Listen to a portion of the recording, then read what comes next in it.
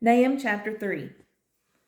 Woe to the bloody city! It is all full of lies and robbery, the prey departeth not. The noise of a whip, and the noise of the rattling of the wheels, and of the prancing horses, and of the jumping chariots. The horseman lifteth up both the bright sword and the glittering spear. And there is a multitude of slain, and a great number of carcasses. And there is none end of their corpses, they stumble upon their corpses. Because of the multitude of the whoredoms of the well-favored harlot, the mistress of witchcrafts that selleth nations through her whoredoms, and families through her witchcrafts. Behold, I am against thee, saith the Lord of hosts, and I will discover thy skirts upon thy face, and I will show the nations thy nakedness, and the kingdoms thy shame. And I will cast abominable filth upon thee, and make thee vile, and will set thee as a gazing stock.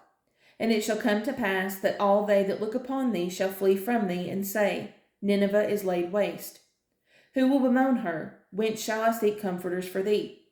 Art thou better than populous No, that was situate among the rivers, that had the waters round about it, whose rampart was the sea, and her wall was from the sea?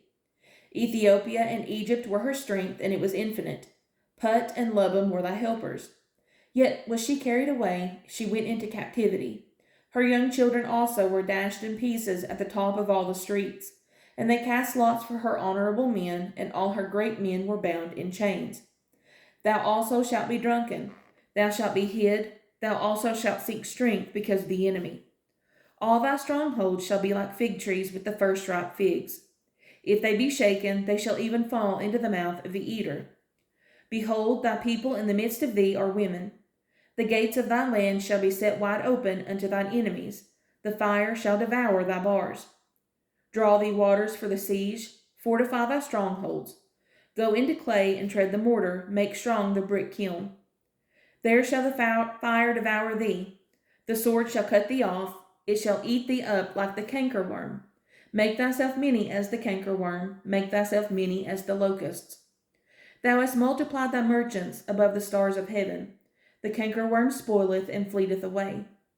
Thy crowned are as the locusts, and thy captains as the great grasshoppers, which camp in the hedges in the cold day.